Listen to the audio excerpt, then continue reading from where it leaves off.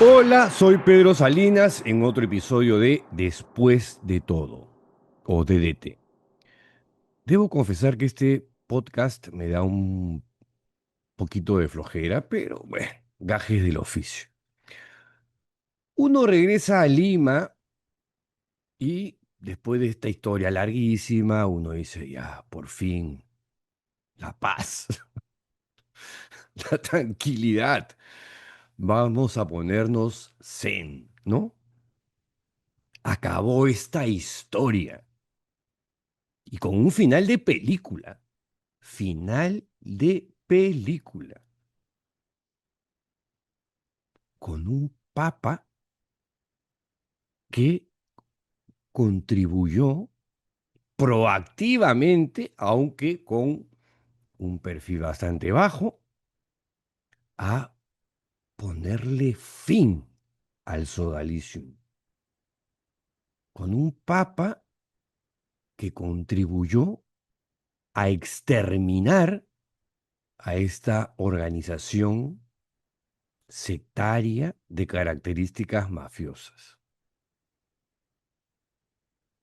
Con un papa que conoció mejor que nadie y que conoce mejor que nadie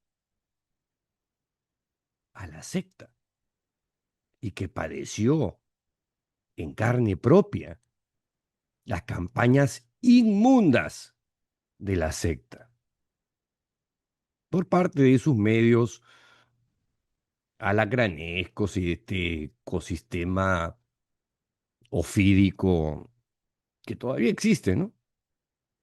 Bueno, decía, uno regresa a Lima y dice, ya, hasta aquí nomás llegamos, pero no. ¿Con qué nos encontramos revisando un poco las cosas que se han ido publicando y propalando a partir de que el Papa León XIV apareció en el balcón en la Plaza San Pedro? Nos encontramos con algunos comentarios idiotas por parte de los sodatroles de siempre, ¿no? Ya lo he dicho antes, ¿ah? Y ahora lo subrayo. Para mí, el caso Sodalicio ya se cerró.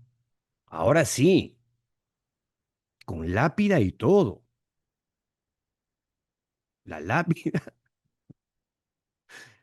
tiene el nombre de Papa León XIV. Pero si me buscan, aquí me van a encontrar. Ya se los he dicho. Bueno, vamos por partes, como diría el filósofo Jack el Destripador. Primer comentario idiota, Juliana Cacha. En uno de sus podcasts recientes, no me menciona ya, pero alude a aquellos periodistas que se han entusiasmado con el actual Papa, no siendo del mundo católico.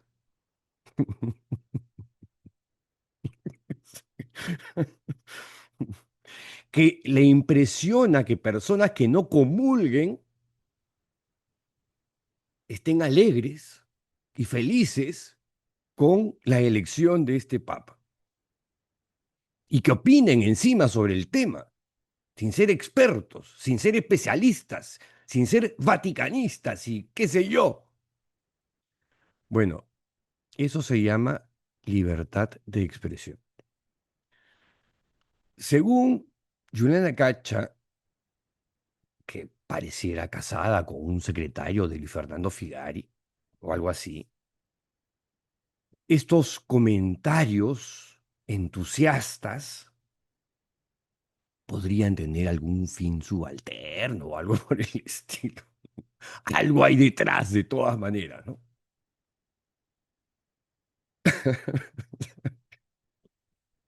Son la cagada.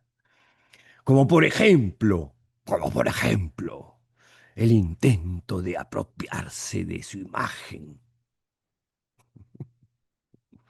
O, como por ejemplo, instrumentalizar al Papa con el propósito de aliviar las cargas judiciales que penden sobre estos comunicadores activistas con agenda y qué sé yo.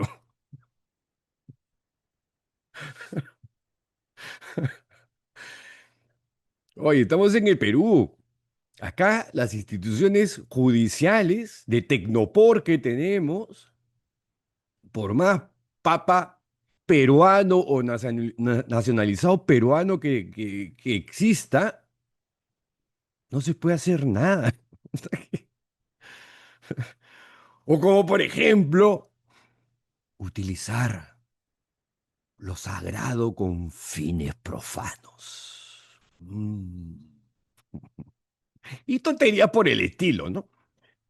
Y claro, se pone a dar carné de catolicidad, a ti sí porque eres de mi iglesia, a ti no porque tú no eres de mi iglesia. Y si no eres de mi iglesia, entonces, ¿por qué opinas de mi papa? ¿No? Antes, conviértete a Cristo y al Evangelio.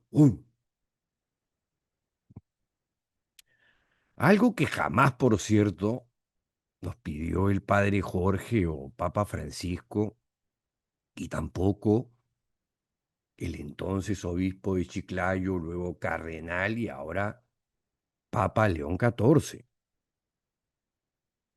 a quien hemos conocido personalmente desde el año 2018 en adelante.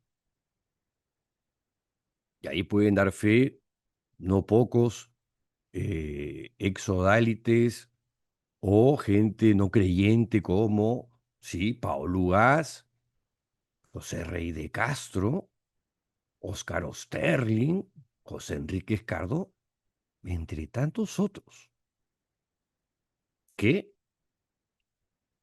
participaron algunos en la reunión de aquel lejano 2018 en el local de la Conferencia Episcopal Peruana, cuando logró gestarse desde el año 2000, 18 años, la primera reunión entre víctimas y sobrevivientes de la secta figariana y los obispos del Perú. Esa reunión se gestó gracias a Robert Prevost y también gracias a el entonces nuncio Nicola Girasoli.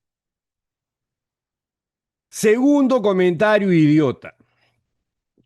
Sebastián Blanco, el cuñado de la anterior, con quien forma el dúo Pimpinela. En uno de sus indigestos podcasts que he tenido que ver porque este sí me menciona, también se sorprende de haber escuchado a periodistas que no son católicos opinar sobre el Papa de los católicos, ¿no? Y habla de periodistas que siguen agendas ideológicas, siempre tratando de llevarnos a que Paul Ugaz y yo, entre otros, no somos periodistas, somos activistas. ¿Activistas de qué? ¿Seguimos la agenda de qué? Yo tengo mi agenda Quino. Esa agenda yo la sigo.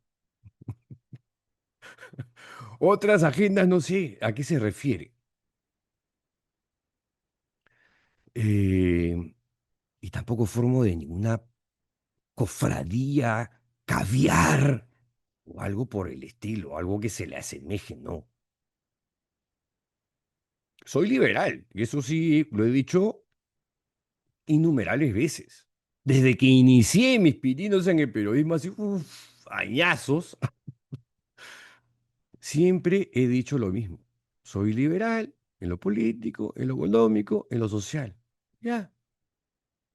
Y a partir de ahí tengo un sesgo. Sí, claro que tengo un sesgo. No soy independiente. Nunca lo he negado. y soy miembro fundador de ECA, Ending Clergy Abuse, una organización internacional que lo que pide es que la Iglesia rinda cuentas en materia de abusos al interior de esta institución, algo que he hecho público desde el año 2018, cuando toma forma recién en Chile. Pero ya desde el año 2017, por iniciativa de Barbara Blaine, que fue la fundadora de SNAP, ella decide irse y hacer algo diferente que debía tomar cuerpo en los siguientes meses. Nos invita a un grupo de personas de todas partes del mundo y esa reunión continuaba en Polonia y Barbara Blaine lamentablemente falleció tempranamente de una enfermedad súbita y rara. Y luego es que ECA va cobrando cuerpo, forma, a raíz de su inspiración. Bueno, y eso, por cierto, tampoco es algo desconocido. Este libro está dedicado a la memoria de Barbara Blaine. Y este de acá, a mis amigos cofundadores de ECA, 2017-2018. En fin, dicho esto, ¿no? Para ventilar mis, no sé, raíces ideológicas, mis agendas. Acá está mi agenda aquí. Esta es la única agenda que yo sigo. Después de que estoy metido en temas así, pro aborto, contra la familia, contra la vida. Soy defensor de derechos, sí, pero que soy un activista. No. Bueno, dicho esto, opino sobre el nuevo Papa porque me sale del forro. Nadie tiene el derecho de decirme: "Oh, tú no tienes las credenciales, no tienes la autoridad moral para opinar sobre el nuevo Papa". Por favor. Es más, es más. No solamente es que he opinado sobre el nuevo Papa, lo he defendido. A las pocas horas de haber salido del balcón en el Vaticano ante la Plaza San Pedro.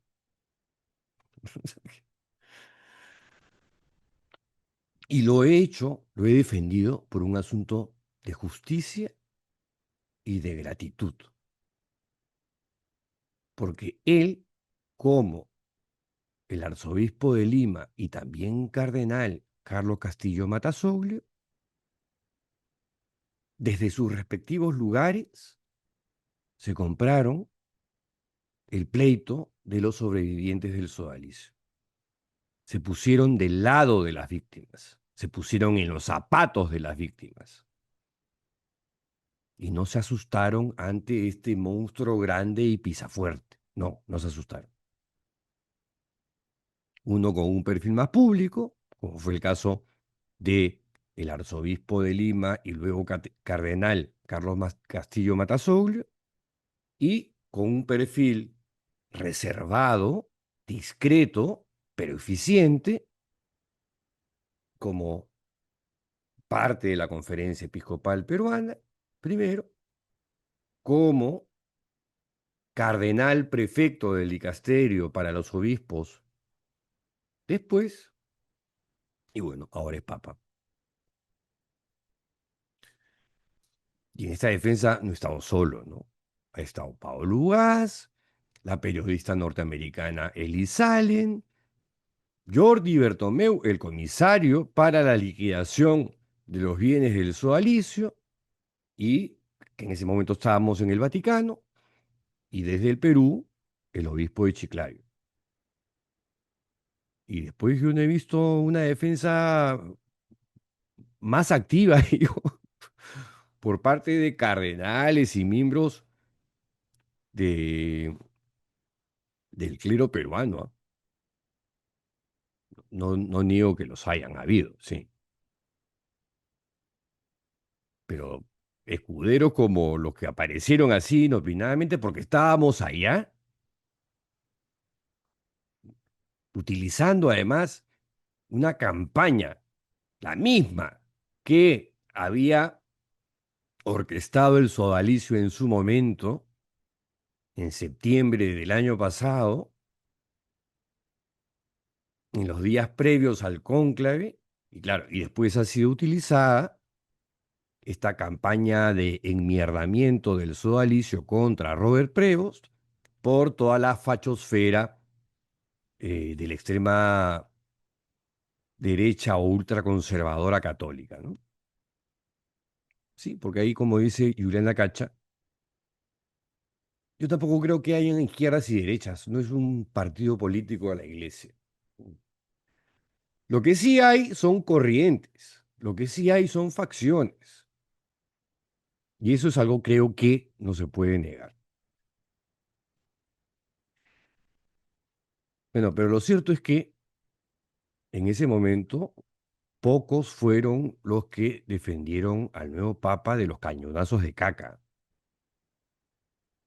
Yo no he visto, por ejemplo, que Juliana Cacha o Sebastián Blanco o Alejandro Bermúdez o, no sé, Gonzalo Valderrama, entre otros, hayan salido a defender al Papa. Al contrario, cuando han hecho comentarios, dicen, pero hay algunas denuncias de supuesto encubrimiento que esperemos que se esclarezcan y ahora sí ya la pasan rapidito, ¿ah? Se están reacomodando, me parece. Y está bien, bajen el tono. Como sea, el propio Sebastián Blanco, en uno de sus podcasts, dijo así rapidito nomás, que él en su momento había hecho eco. Fue un poquito más que eso, creo, pero bueno, ya está bien. Me parece bien que se alineen con el nuevo Papa de los católicos, cosa que todavía les cuesta hacer a los medios de la fachosfera, ¿no? Da Pilar en los Estados Unidos, El Español, Info Vaticana, La Abeja, aunque La Abeja sacó un artículo mugriento en su portal que no sabía que había publicado hasta que me enteré cuando leí un artículo en La República de Martín Schoich y decía pestes, pestes sobre el cardenal Prevost, en ese momento cardenal, ahora papa.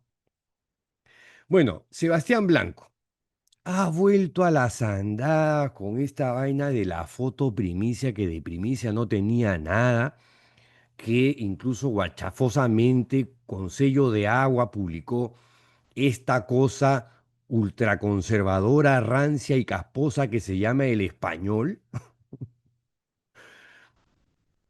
Una foto que 3 meses antes había publicado Paolo Ugaz en su Instagram. O sea que de primicia no tenía absolutamente nada y no revelaba absolutamente nada,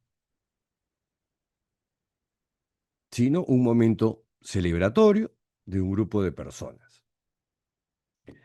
Em, bueno, Sebastián Blanco ha vuelto a insistir con el sonsonete de que Jordi Bertomeu, oficial del Santo Oficio y actual comisario para la liquidación de los bienes del sodalicio, violó el secreto profesional.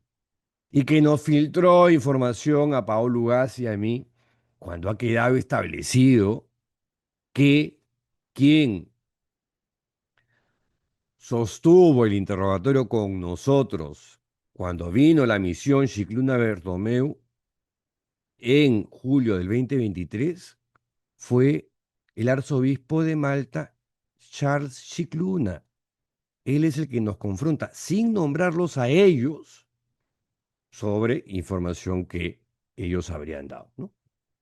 De que Juliana Cacha era aparentemente asediada por dos personas en Twitter, y esas dos personas resultaron siendo dos sobrevivientes del sodalicio, José Enrique Escardo y Martín Schoy, y Sebastián Blanco, que habría dicho que todo lo que se cuenta en mitad monje, mitad soldados no era cierto y que había novelado mucho de lo que ocurrían en las comunidades de San Bartolo o algo así.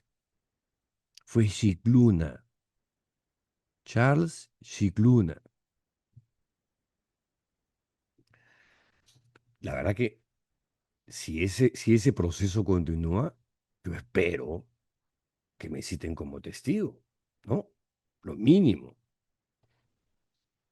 para testificar que lo que sostiene Sebastián Blanco es mentira, es falso, es un embuste. Y después se queja en modo plañidera. Me han sacado más de 100 notas periodísticas en 19 países. Nosotros hemos dicho eso. ¿Qué tal poder, por Dios! Por lo demás, Sebastián Blanco, ¿tú tienes idea de la cantidad de horas en medios audiovisuales y la cantidad de toneladas de papel mugrientos y sucios en campañas asquerosas contra Daniel Llovera, contra Paolo Ugaz, contra mí, contra Martín Schoy, contra José Enrique Escardó, entre otros? ¿Tienes una mínima idea desde el 2018, casi hasta el día de hoy, prácticamente? ¿Te quejas por esto? ¿Para qué mientes, pues? O sea, o interpretas cosas que no tienen correlato con la realidad. Fue Scicluna, no Bertomeu. Scicluna. Y no nos dio tu nombre, ni el de Juliana Cacha. O sea, eso ya lo ha comentado Oscar Osterling en una entrevista. Pero ya, en fin, qué manera de volver al trapo innecesariamente y volver sobre una mentira. O sea, ni siquiera es que estás defendiendo algo ahí justo, importante, ¿no? Y se siente así dañado en su honra, su reputación, su familia, ¿qué va a decir? Y la última, ya que tiene que ver con un problemita de autopercepción, un poquito narcisista, creo, es esta interpretación que hace él de esta famosa foto publicada en el medio cavernícola El Español, un medio al cual la verdad le importa un carajo o carajo y medio, y que de primicia no tiene nada, ya lo he dicho, es que en esa foto en la que aparecemos Paolo Ugaz, John Allen Jr., Elise Allen, su esposa, este servidor, Jordi Bertomeu y Renzo Orbegoso, sobreviviente y víctima del sodalicio, es que estábamos celebrando el precepto de excomunión contra él y Juliana Cacha. O sea, contra el dúo Pimpinela. Por eso estábamos ahí celebrando y riéndonos. Y yo, para variar, con una copa en la mano, ¿no? Ay, ay, ay. Ese precepto, es más, yo siempre lo, lo dije, me pareció un exceso. Y bien que el Papa haya reculado y se haya tirado para atrás y no se los aplicó. Pero, para variar, esta es otra mentira u otra interpretación antojadiza, caprichosa de Sebastián Blanco. O sea, ni por acá estamos celebrando su precepto, su excomunión o algo que se le asemeje. Primera vez que leo una cojudez así.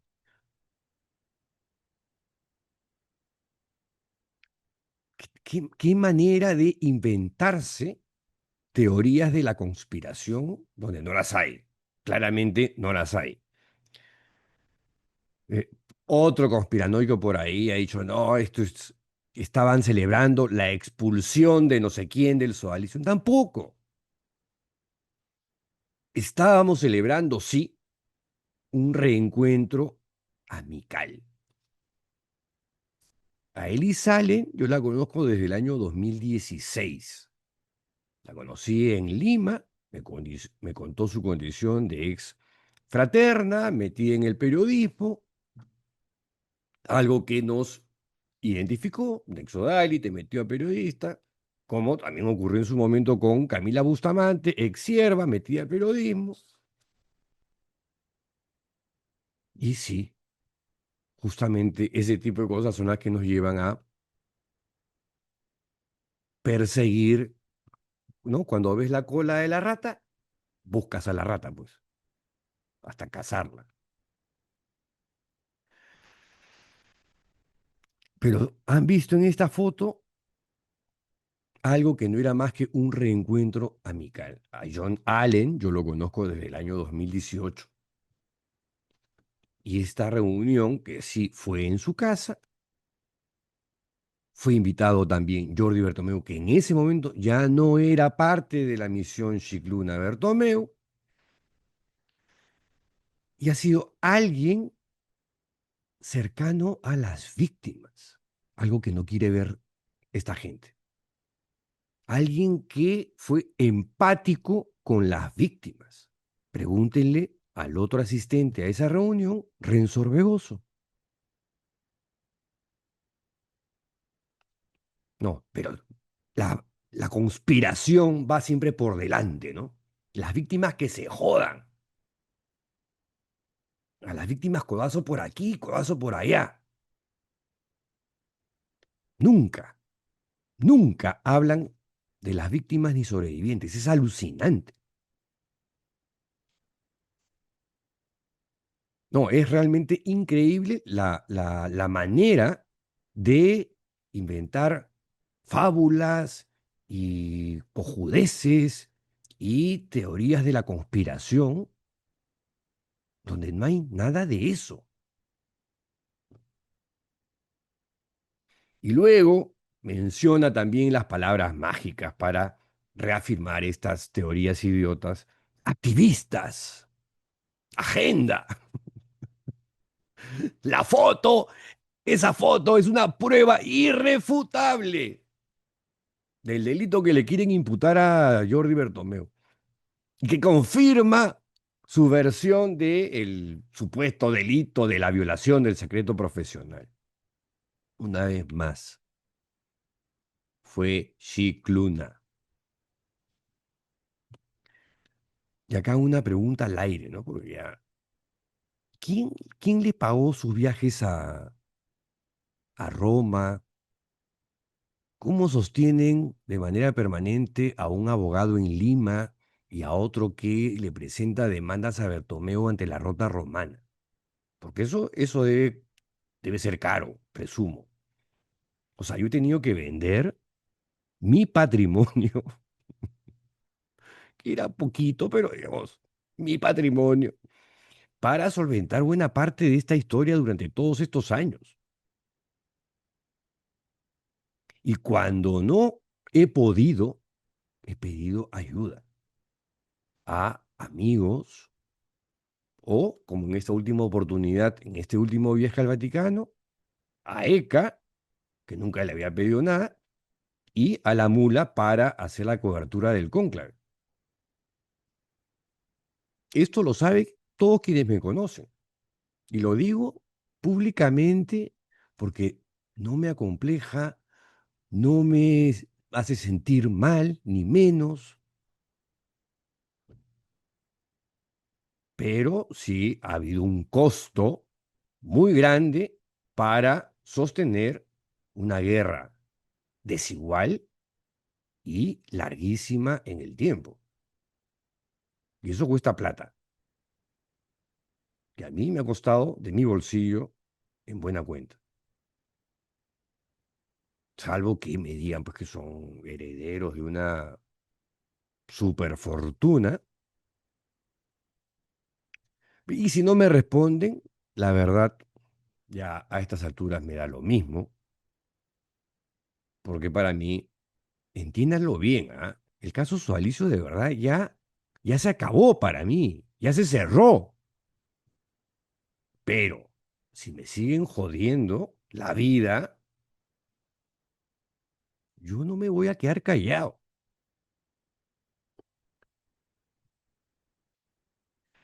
En fin, como sea, ya esta historia terminó en buena cuenta, gracias al padre Jorge, al Papa Francisco, gracias a la misión Shigluna Bertomeu, gracias a Sor Simona Brambila, del Dicasterio para los Institutos de Vida Consagrada y Sociedades de Vida Apostólica, gracias a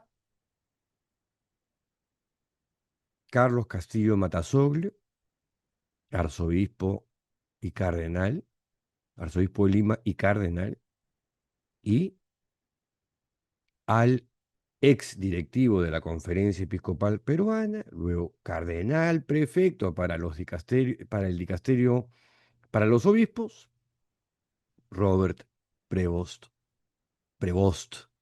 Martínez, actual Papa, León XIV. Gracias también a otras personas, el cardenal Pedro Barreto, el obispo emérito Kai Schmalhausen, que acompañó víctimas desde el año 2010, 2011 en adelante, el segundo obispo que tuvo el sodalicio, que por suerte no fue como el primero, gracias al entonces obispo alemán Reinaldo Nahn, gracias al entonces nuncio Nicola Girasoli, entre tantísima gente que con su apoyo discreto o público le han dado a las víctimas y sobrevivientes de esta institución maléfica, maquiavélica, tóxica y sumamente nociva, llamada Sodalicium Christianae Vitae, de origen peruano, ya no existe más y no existirá más, menos con este Papa. Realmente qué alucinante, qué final para más impredecible. Prevost era mi candidato, ¿ah? Pero, y yo ya lo había dicho, pero, en mi pequeña opinión, no tenía ninguna opción y no la tenía porque yo juraba que este juego caótico, anárquico, no sé si jesuítico, de el padre Jorge de crear cardenales por aquí, por allá, a diestra y siniestra, en cantidades industriales. Muchos no hablaban el italiano, que no se conocían entre sí. Yo dije, no, de esa manera no hay forma de que salga uno ad hoc, que para mí era Prevost. Otros decían que podía ser el cardenal de Marsella, pero, o sea, que en las quinielas, también como Prevost, sonaba, pero sonaba muy por debajo de 6 o 7, ¿no? Que descollaban. Parolín, Tagle, el otro filipino, David, Matteo Zuppi, el italiano, Pizzaballa, el otro italiano de Jerusalén, entre otros. Pero cuando lo vimos con Pau salir del balcón, wow, estando ahí, créanme que ha sido una de las experiencias más importantes en mi trayectoria periodística, de verdad. Y como persona, obviamente, implicada en este caso que tuvo un final feliz. Si todavía fuese creyente, que ya no lo soy hace años, soy agnóstico gracias al sodalicio, pero si todavía fuese creyente, creo que en milésimas de segundos habría dicho esto es obra de la divina providencia. Bueno, como no lo soy, debo reconocer que ese juego anárquico, caótico, jesuítico del padre Jorge o Papa Francisco funcionó. Contra todos los pronósticos, funcionó. Es que yo casi, casi podía ver la mano de el Papa Francisco cuando salió Prevost. Increíble. Qué historia para más increíble. Pero bueno, este, como se lo dije a alguien, de las altas esferas vaticanas, esto ya parece un sueño. De verdad. Y también contra todos los pronósticos, esta persona de las altas esferas vaticanas me respondió, pensando que no lo iba a hacer, ¿no? Porque es una persona de la alta jerarquía. Me dijo, bueno, un sueño y mucho más. Y hablando de sueños, de malos sueños en este caso, ¿no? Creo que ni a Freddy Krueger,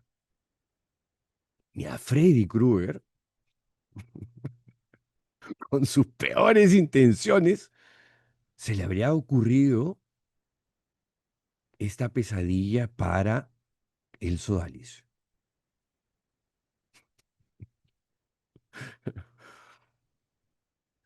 Porque Robert Prevost era eso para el sodalicio, su peor pesadilla, tenerlo como papa. Con él no había manera de volver atrás a través de una apelación para que los restituyan, para que los refunden con otro nombre, como ya murmuraban por ahí, ¿no? Su peor pesadilla. Era el peor escenario para esta organización sectaria de características mafiosas. Robert Prevost era y es la lápida del sodalicio. Con esto ya no hay vuelta atrás. Tercer comentario idiota. Alejandro Bermúdez para variar, ¿no? Alejandro Bermúdez, uno de los sodalites más emblemáticos de esta organización, en uno de sus abominables textos rabiosos en su blog, también saca a relucir la bendita foto de la reunión en casa de los Allen y nos llama la mafia patológica.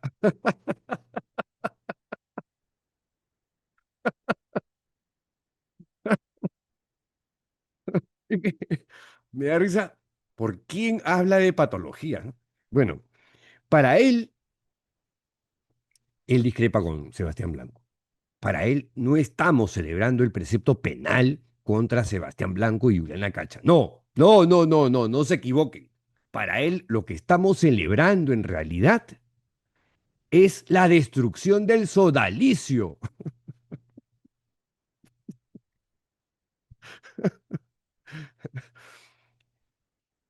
Y así como verán, cada Sodatrol tiene una versión muy particular sobre qué cosa estamos celebrando en realidad. Honestamente, si me preguntan, yo ya no sé por qué nos estábamos riendo en ese momento. Alguien tiene que haber hecho un chiste típica de esas fotos donde todo el mundo aparece matándose de risa, ¿no? Porque ni siquiera que estamos picados, nada. Es una cena tranquila. Pero claro, yo siempre aparezco con una copa en la mano, por Dios. Qué mala costumbre. Bueno, y en este larguísimo y tedioso artículo de Alejandro Bermúdez intenta desfigurar algo que sí pasó. Bermúdez, en los días posteriores al cónclave, yo ya me había vuelto a Lima, matoneó a mis colegas y amigas, Paolo Ugas y Elise Allen, en ese orden, en la sala estampa del Vaticano. El Vaticano tiene dos edificios, que son edificios de prensa, organizados por el Vaticano para facilitarle el trabajo a la prensa que cubre temas vaticanos. Se les llama sala estampa. Bueno, ¿hay testigos del matoneo? Por supuesto que hay testigos. La argentina Elisabetta Piqué, en el caso de Paolo Ugas. Elisabetta Piqué es corresponsal en el Vaticano del importante diario La Nación de Argentina. Y en el caso de Elise Allen, el periodista Tom Kingston. Según la particular versión siempre caprichosa y antojadiza de Alejandro Bermúdez, ya sabemos que retuerce la verdad pues como si fuese una pasta de dentífrico, una pasta de dientes, ¿no? Sus comentarios fueron en tono de broma. ¡Ah, ya! ¡Ah, ya! Claro, y Pau no se rió y Elis tampoco entendió el tono de broma. ¿Qué tan bromista habrá sido este chico que ambas reaccionaron afectadas, muy afectadas?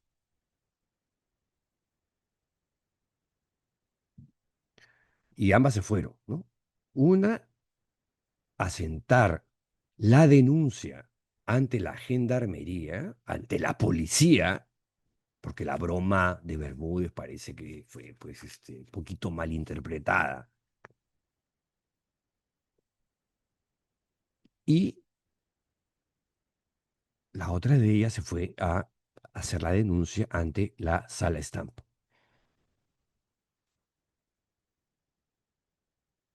¿Qué tan bromista, qué tan chistoso, qué tan jocoso habrá sido por suerte, suprimido Sodalite que en su miserable texto, en su ruin y vil artículo, afirma que el esposo de Ellis, John Allen, se estaría muriendo de cáncer? Decir algo así de una persona que efectivamente está padeciendo la enfermedad, pero no ha sido diagnosticado por ningún médico de un cáncer terminal. Y esta bestia y sus amigos áulicos, hueleguizos y huelepedos repiten el ritintín, ¿no? No, es que hay que ser bien mierda, bien basura, bien poca cosa y bien perverso y bien abyecto para ya descender a esos niveles de miseria humana. Increíble. Más todavía, según el aplicadísimo discípulo de Luis Fernando Figari, relata en su texto, con genuina compasión cristiana, dice, me acerqué a Elis, le dirigí las palabras más sentidas y sinceras, asegurándole mis oraciones por John. No tenía interés en hablar con una de mis acusadoras, pero la caridad, incluso en el fango, Elis Allen representa el fango para ti, Alexito, Alacrancito. En serio, mírate al espejo y... Pero la caridad incluso en el fango es un deber. Su respuesta fue, quisiera poder creerte, Alejandro. Le respondí, ese es un problema tuyo, no mío. ¿Pude haber sido más grácil? Tal vez. Lo único cierto de ese párrafo es la respuesta de Elise Allen. Quisiera poder creerte, Alejandro. Y lo que respondió Bermúdez, en realidad, no fue ese problema tuyo, no mío, que ya en sí es más que una insolencia, ¿no? Respondió, I don't give a fuck. Eso fue lo que le respondió a Elise. O sea, me importa una mierda lo que creas. Me importa un carajo lo que pienses. Y se lo dijo en tono de broma.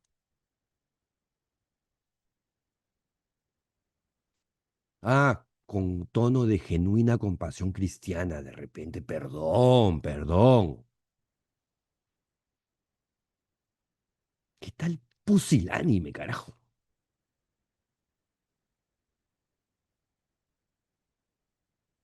No, una de las cosas más despreciables, lamento no haber estado ahí.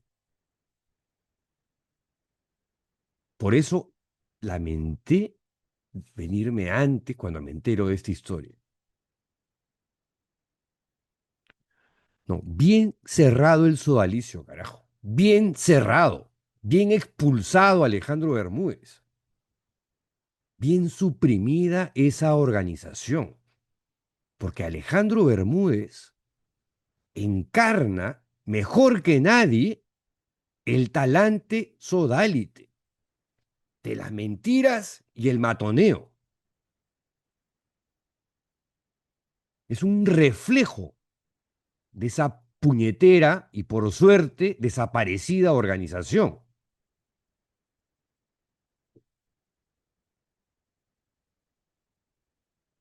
Es el paradigma del sodalite, Alejandro Bermúdez. Miente, miente que algo queda, matonea con todo lo que puedas y siempre con la frente en alto, con la etiqueta de el católico, que es dueño de la verdad y dice la verdad. Y el que no está conmigo está contra mí. Él se puede seguir haciendo llamar periodista católico, o como quiera, la verdad, cuando, por lo que les estoy contando, es un tipo que matonea mujeres. Bien valiente él. Ah, dicho sea de paso, ha prometido muy pronto tomarse una foto dentro de la sala estampa para que vean que él ha actuado siempre correctamente y no ha pasado nada contra él, a pesar de las denuncias de agresión verbal de Elise Allen y de Paolo Lugas. Bueno, estamos esperando la foto, Alacrancito. ¿Para cuándo? ¿Ah? Por último, ya para terminar, ya no vamos a hablar de comentarios idiotas, ya con tres creo que es más que suficiente. Solo quería terminar rematando que, en mi pequeña opinión, si me apuran, Juan Luis Cipriani está jugando con fuego en un lapso muy corto de pocos meses. Se ha puesto a provocar a dos papas. ¿A dónde le llega la soberbia a este tipo? ¡Qué bestia! Al Papa Francisco, poquísimo antes de que enfermara,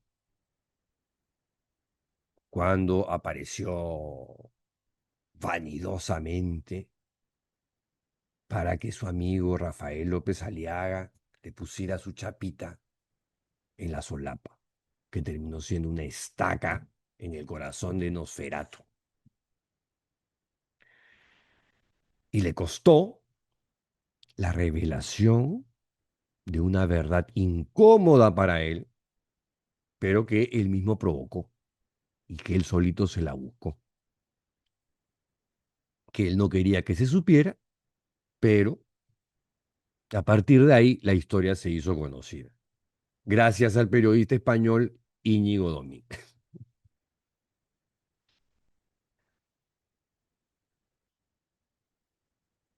Fíjense, ¿ah? Contra lo que dicen sus defensores, Áptero Flores Araos, entre otros, que él tenía la invitación y podía pasearse disfrazado de cardenal, y que pititín, y que patatán. El cardenal Pedro Barreto, hace poquito nomás, en una entrevista en Radio Uno de Tacna al periodista Fernando Rondinel, que es un gran entrevistador, el cardenal Pedro Barreto reconoció que Cipriani no debía estar ahí, que él en conciencia debería haberse inhibido de participar. El cardenal Pedro Barreto.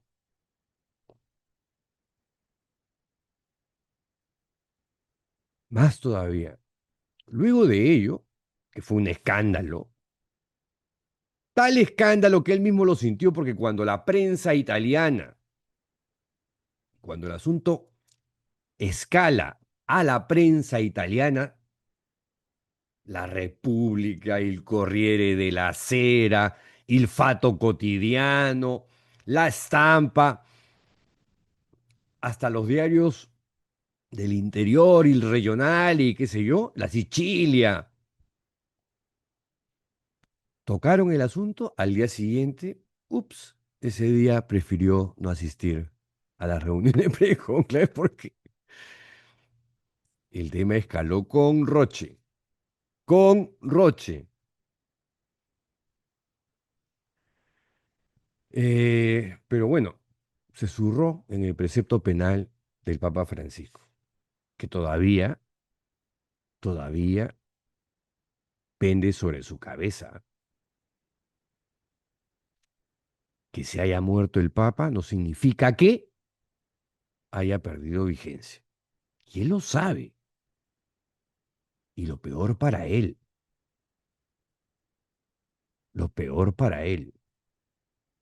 el Papa León XIV también lo sabe.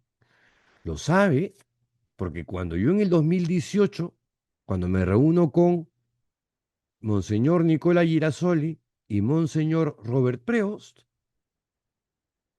que yo fui con mi papelito, porque quería abordar varios temas.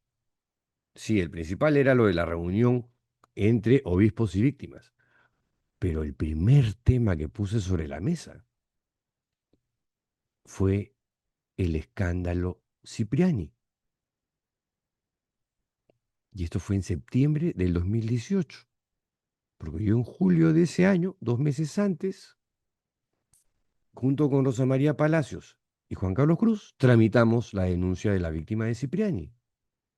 Quería saber si es que el embajador del Papa en el Perú y la conferencia episcopal estaban al tanto de tremenda historia. No trascendió porque la víctima no quiso y en consecuencia se respetó la voluntad de esa persona. Todo está contado con detalles acá.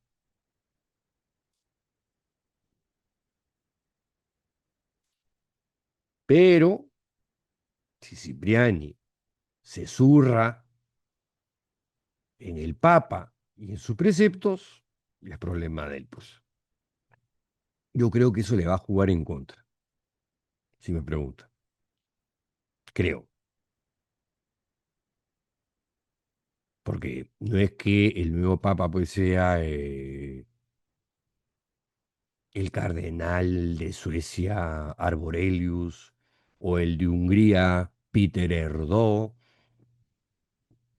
o el filipino Luis Tagle. No, es Robert Prevost.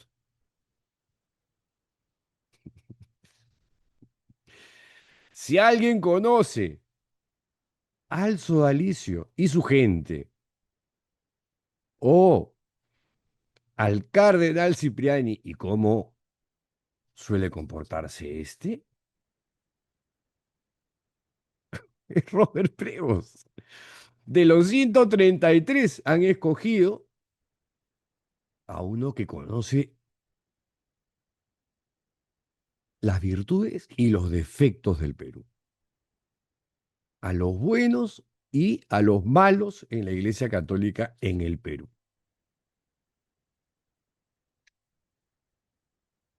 Y se la van a jugar.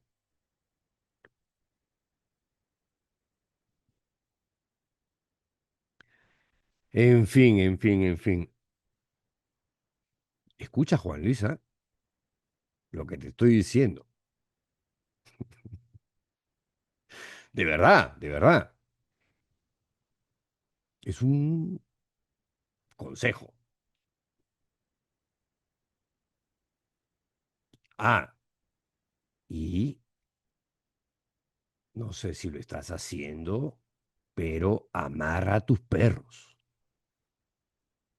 Amarra a tus seguidores incondicionales, a tus esbirros, a tus huelepedos, porque sé que algunos están asediando a David, que es el nombre con el que eh, bauticé a la víctima de Cipriani en Sin Noticias de Dios y en la verdad nos hizo libres. Porque eso no puede estar pasando, Juan Luis. ¿Ya?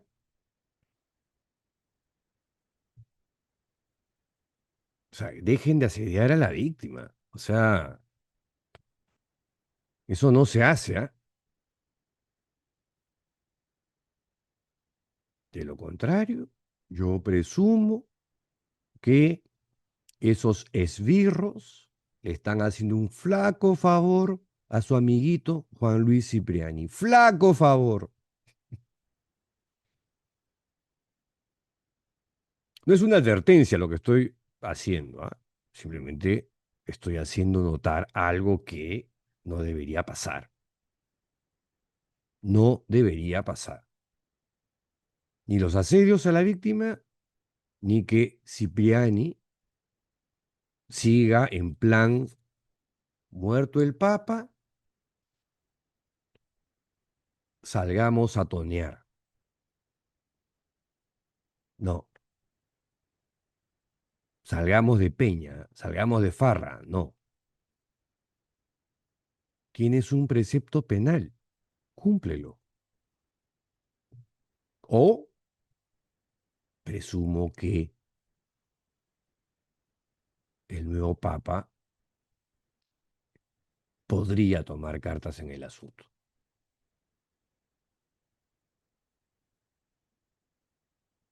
De verdad, Juan Luis, ¿ah? Tómalo como un consejo, no sé, oportuno, quizás útil.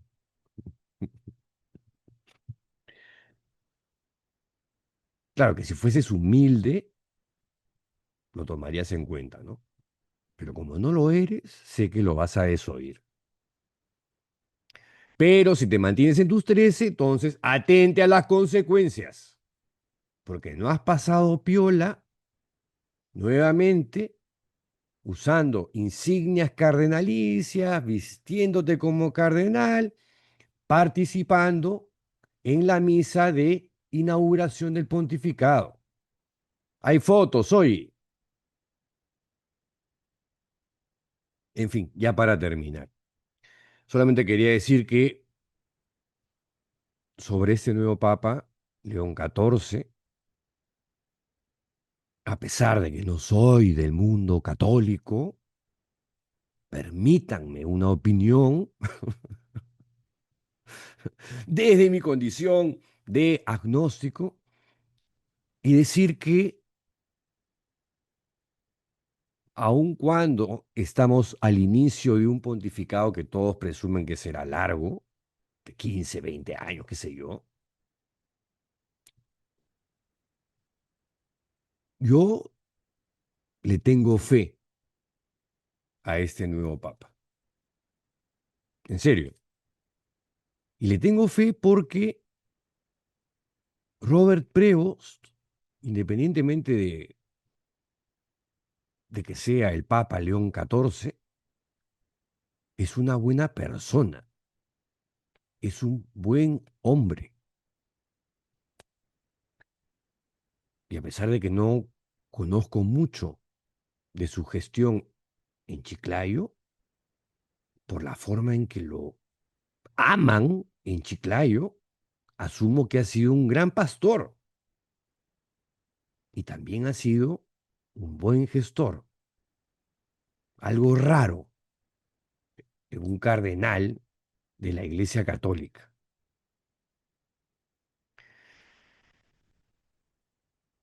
Un buen hombre también fue, por cierto, el padre Jorge. Con ambos he tenido momentos de ofuscación, pero al final el padre Jorge metía la pata, corregía, enmendaba rumbos, corregía errores. Yo espero que el Papa León XIV o el Papa Robert, nada, entiendo que recién está comenzando a ordenarse, que recién está comenzando a sentarse sobre este caballazo gigante, esta, este paquidermo enorme que es el Vaticano, y ojalá, como señaló en su momento en esa entrevista en Radio Uno, donde Fernando Rondinel entrevistó al cardenal Pedro Barreto, las prioridades sean, en primer término, la lucha contra los abusos al interior de la iglesia, el tema de la corrupción dentro de la iglesia católica, la reforma de la curia y desde su posición haga todo lo posible por lograr paz en aquellos lugares donde ahora sabemos que hay guerras que están matando niños y está muriendo gente inocente y donde sabemos que tomarán años de años reconstruir esos lugares. En fin, ya, para no ponerme trágico, lo dejo ahí nomás. Hasta el siguiente episodio. ¡Chao!